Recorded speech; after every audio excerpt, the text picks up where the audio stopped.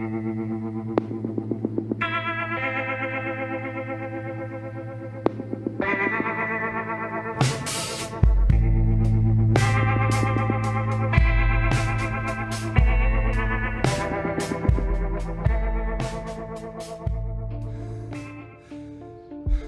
catch my breath.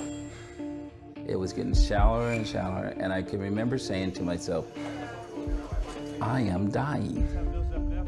And then his blood pressure dropped. And I looked at the doctor and I said, what's wrong with him? His heart stopped. And he says, well, we need to intubate your husband right now, or else he could die. And then we start doing the chest compressions. Dean Braxton's system was shutting down. It started as a routine procedure to remove a kidney stone.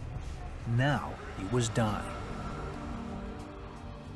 Dr. Manuel Irigi was on duty in the critical care unit at St. Francis Hospital in Federal Way, Washington. He explains what went wrong. As it turns out with him, the antibiotic that he received was not good for the bacteria. He was resistant. Dean's body went into multi-organ failure, and his heart flatlined. Dr. Irigi's team worked furiously to revive him. Dean's wife, Marilyn, prayed. I did say to the Lord, I said, Lord, you said in your word that you've come to give Dean life, and life abundantly, and I claim that abundant life for him.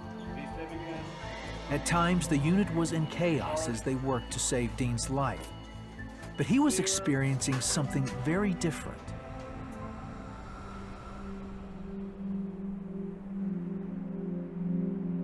I wasn't afraid. It was like, I'm going home. Dean believes he went to heaven. When I first entered in, it was just bright. It wasn't so much what I saw as much as what I experienced. The first thing I perceived was, everything is right. There's nothing wrong here. And I said, it's past peace. You know, there's a scripture in the Bible in Philippians, the 4th chapter, that says, peace past understanding. That's what's going on there. It's landscape, but more, because everything's alive. Nothing's dead. I don't mean just live like grass. I mean, it's intelligent, it can move, you know, it thinks. And someone says, well, that's way out there. It was way out there for me. You know, I'll tell you the truth.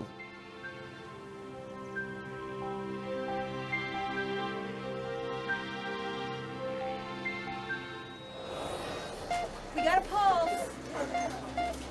Dean says he felt like he was being pulled back into his body. Then he flatlined a second time. Again, he was in heaven. This time, he saw Jesus.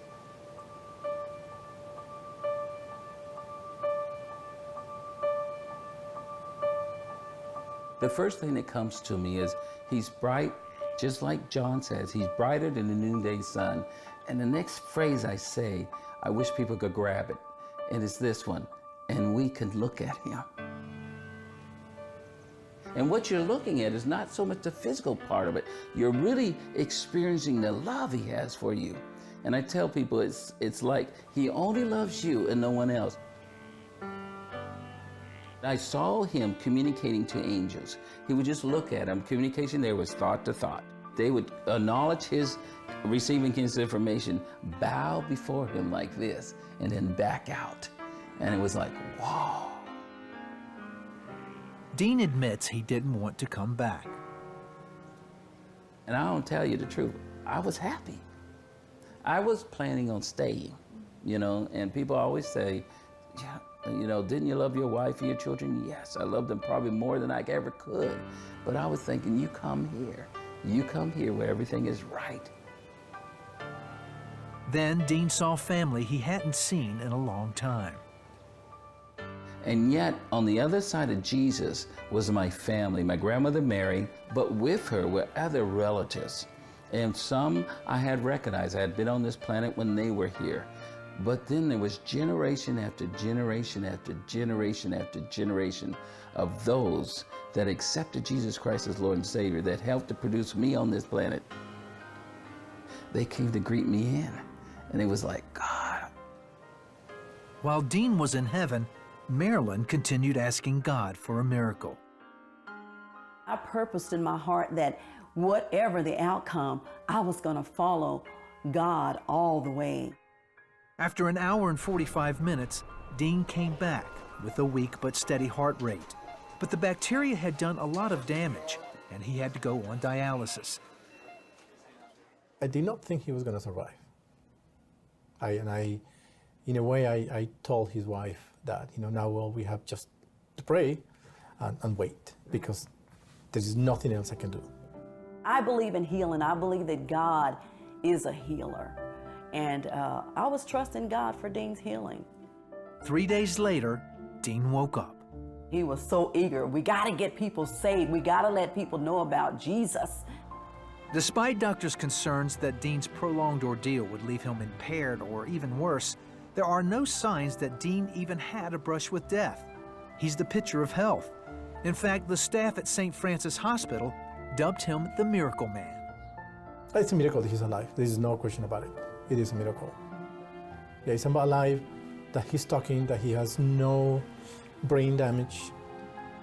But this is very exceptional, because he was really dead for a long time. So what does a man do who's experienced heaven and still wants to be there? Dean says Jesus told him something that keeps his feet firmly planted. I felt like he was saying, I need you there more than I need you here. And I came to understand then how important it was for me to complete what God had put me on this planet to do. The bottom line is, until I'm finished here, and I cannot go back home. I tell people most of the time, I'm on my way home. Don't get me wrong, I'm on my way home. This is the pathway my Father says I have to go to get home.